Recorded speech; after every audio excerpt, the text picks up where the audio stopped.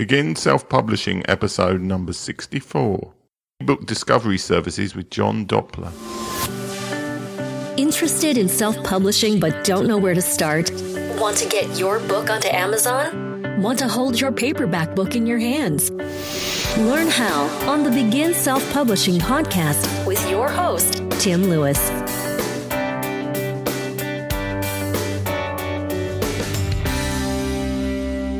If you listen to any other self-publishing show, and even occasionally to mine, you'll hear about the company BookBub being mentioned quite considerably. It's like, Johnny got a BookBub and then he sold 10 million copies of his ebook. What BookBub is an ebook discovery service. The way they typically work is that people sign up with one of these services and they have a large email list of readers who are looking for special offers on books.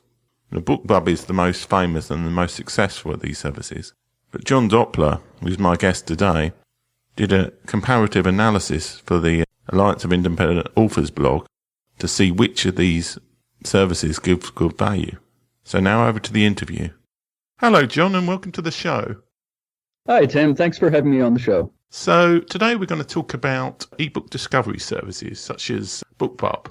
In general, how do these ebook discovery services work? Well, ebook discovery services advertise books, free or discounted books, to readers who sign up for their mailing list. They also use social media, but it's the mailing lists that are really the most effective. Generally, they send out daily email bulletins, and those can be filtered by the reader's favorite genres. BookBub's probably the best-known example of that. Authors then pay to have their books included in the mailers, and the readers get daily bargains on books. The authors get new interested readers, and the services profit from the advertising fees, so everybody benefits. Okay, so what level of requirements do these services have before accepting authors to run promotions on them? Well, the services are in demand, so the levels of requirements, they vary widely, but they tend to be fairly strict. Most services have minimum requirements for reviews, for ratings, for price. A lot of them will vet for quality. So it's not easy to get a placement with these services, particularly the ones that are in high demand like BookBub. Yeah, I mean, it's one of the things that you often see people saying that they keep applying for BookBub, but they never get it. Mm-hmm. To actually even be considered, you need to have, well, I don't know what number, quite a lot of fairly good level reviews. Yeah, generally 5 is the minimum, and some will demand as many as 20 reviews with a 4 or 5 star average. And is that in the US Amazon store, or is that sort of globally? I mean, how does that work? It depends on the service provider. Some look specifically at Amazon. Some will consider ratings across multiple retailers. Are there any genres that these services don't cover or are weak at?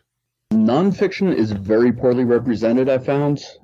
You can usually find a service which will carry a specific genre, but there are some niche categories that don't get proper representation.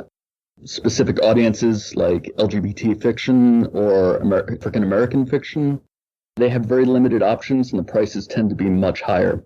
Authors tend to do better promoting their books in other more general fiction categories than in those specific categories. So if you've got something like a thriller or a sci-fi book, then it probably makes more sense than if it's LGBT African American fiction or something like that, I suppose. Exactly. So you obviously conducted some research for Ally for a blog post you wrote where you were comparing these services. Do you think BookBub's reputation as the best service is deserved? Is that the best for every genre? It's undeniably the front runner. It is the best in show for books priced below $1. For books priced over $1, the smaller services tend to give a much better value. BookBub is the leader because it's received some heavy venture capital and they have big guns backing them. They have a staggeringly huge audience that spans all genres. So they're in high demand, and between the requirements and the price tag, it can be very difficult to get into BookBub. Yeah, so how much would it typically cost to run a BookBub ad, say, for each of the genres? It varies by genre, but usually it's several $100s. For example, the cozy mystery category runs $455 last I'd checked, $455. Yeah. and they go upwards from there. So what surprised you most about the research you did into these services? One surprise for me was the huge difference in value between some service providers. BookBub, for example, offered a value of 30 cents per 1,000 readers on one category, while a competitor was charging 17 times as much. So there's just a tremendous range of value between those service providers. And that led me to another surprise, which was the lack of transparency on some service providers. When a book promotion company doesn't disclose their reach or their click-through rates or any kind of meaningful metric, it's very difficult to judge what you're getting before you hand over your money. I personally wouldn't use a company that offers a service with no indication of what you'll get. And to my surprise, there were a number of those services out there that are attracting authors, but don't really have the stats to back up what they're charging. Yeah, I mean, anybody could really set up a company like that and say, oh, we'll email our list of undisclosed number of people. You were saying about CPM, which is like cost per 1,000. Did you do any sort of analysis of how many sales people actually get from each of these services? I suppose that's probably quite hard to do. The only service that disclosed that information was BookBub. And BookBub has a page dedicated to their average click-through rate, how many readers are opening the email, and how many sales and downloads typically result from those opens. So they were very transparent. I was impressed with the information they made available. The other service providers disclosed reach, but not the specifics about how many people are actually opening those emails or how many sales and downloads they get. Anecdotally, though, the results have been very good across all of these providers. Okay. So apart from BookBub, who would you say, who are the best of the rest, really, in terms of these providers? Fussy Librarian is definitely the leader among the smaller services. They have consistently provided the best value, and they come very close to BookBub or exceed BookBub in a number of genres. The other providers like Book Gorilla and e-reader IQ and Robin Reads, I found they were just not very effective. They were charging far more than their audience justifies. So I would stick with BookBub and Fussy Librarian and possibly consider some of the other non-email based services like Books Go Social, the social media oriented campaigns. Those have been also very effective. I mean, obviously, as I was saying in the pre-chat, it's not something I've ever used any of these services, almost because I'm a bit contrarian and I like to do things differently. But there is no doubt that they are effective for people launching a book. But most of them require some sort of discount, don't they? You can't just take your normal book and leave it at the same price and then go for one of these offers, can you? Not normally. Yes, that's correct. Just about all of the providers require a discounted book. Some of them will accept non-discounted books, but they must be below $4.99 or $3.99. They each have their own threshold for what they'll accept. It used to be the case, and I don't know if they still do it, but some of these services also allow you to promote free books as well, don't they? Right, yes. The permanently free books are really the staple of these book promotion services. That is BookBub's strength. That's where you'll get the best deals on BookBub and Fussy Librarian and a few of the other service providers. The higher your book is priced, the less likely that you'll be accepted by these services, and the worse your rates will be. Okay. Are there any strange outliers in terms of genres where maybe one of the really small providers is better than all the rest? I mean, obviously, I think Fussy Librarian might beat BookBub in some category, but are there any outliers in terms of one particular service is good in one really small genre? They each have their strengths and weaknesses, and they are so random, it's really hard to pin down which ones are best for a particular genre until you crunch the numbers. For example, in general romance, Book Gorilla has one of the best bargains available, but Book Gorilla falls way below all the others in other genres. So there's no consistent pattern among them. As far as general trends, as I said, BookBub and Fussy Librarian tend to be the best in show. But you have to compare all of the service providers and evaluate not only the fees among the service providers, but the genres within those service providers. Because sometimes you can get a better deal on, say, science fiction than you would on a young adult novel. So if you have a young adult dystopian novel, you'll do better placing it in science fiction on some genres, and you'll do better placing it in young adult in others. So do you think for somebody who's considering like using these ebook services, are they better to try and synchronize them all to run at the same time or over a series of days? How should they best use like a promotion on one of these services? It can be challenging to coordinate these promotions, not only with the retailer, but with multiple services. If you can manage to secure a slot on multiple ebook discovery services, that's a great way to reinforce that campaign, and you should definitely try to do that. Yeah, I mean, I think the advantage of using these is that it will push you up, hopefully, into some sort of chart. And then people who look for books in that chart will hopefully see your book and start buying it after the promotion. I think that's the idea, really, of a lot of these services. Yes, and it also helps reinforcing multiple impressions. The typical reader is going to subscribe to multiple ebook discovery services. They'll sign up for BookBub, and they'll sign up for Book Gorilla and FreeBooksy. And if they see your book in multiple mailers, it will start to penetrate. It'll start to sink in a little more that this book is something to take note of.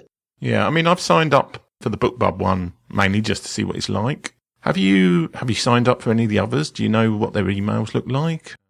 Oh, yes, absolutely. I signed up for all of the services that I could to evaluate what their mailers look like. There's some variation in how professional they appear, and there are some little quirks that might surface that it's good to know about. For instance, BookBub lets readers select which genres they want to receive. Yeah. If reader selects a ton of genres, they go right down the list and check all the boxes.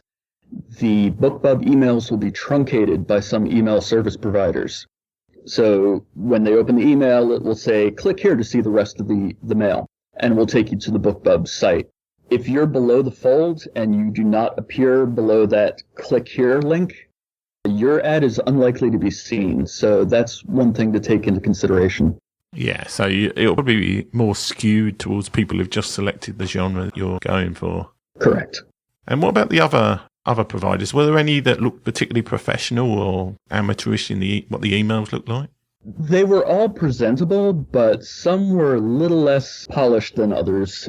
I was not as impressed with Fussy Librarian's mailer or with Book Gorilla's mailers. Yeah.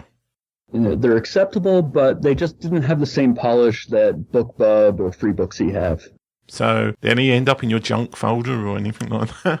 I've never had one go into my spam folder, surprisingly. Well, I suppose it is their bread and butter. So if their mailings go into the spam folder, then they've got bigger problems, haven't they, Professor? Yes. In terms of maybe this is what the more disreputable ones are having the trouble with. That they're going into spam.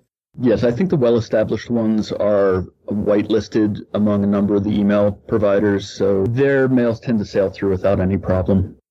I think there was, I've only got a vague memory of this, I think there was some issue with the affiliate links for some of these companies recently. Can you talk a bit about what happened there? Yes, there's a twofold issue with affiliate links on Amazon.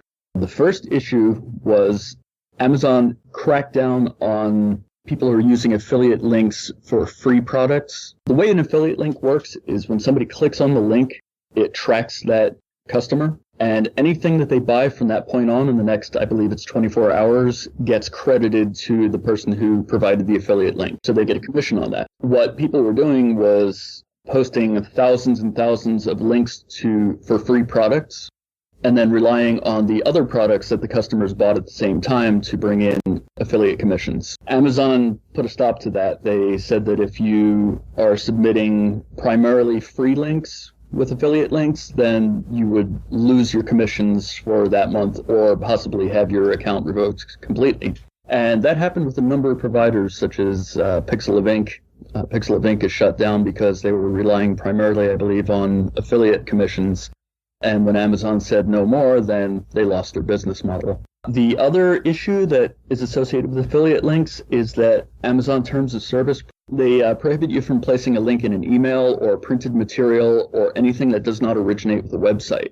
So the services that were mailing out links with affiliate links directly in the email, we're in violation of terms of service. And Amazon has been cracking down on that increasingly aggressively.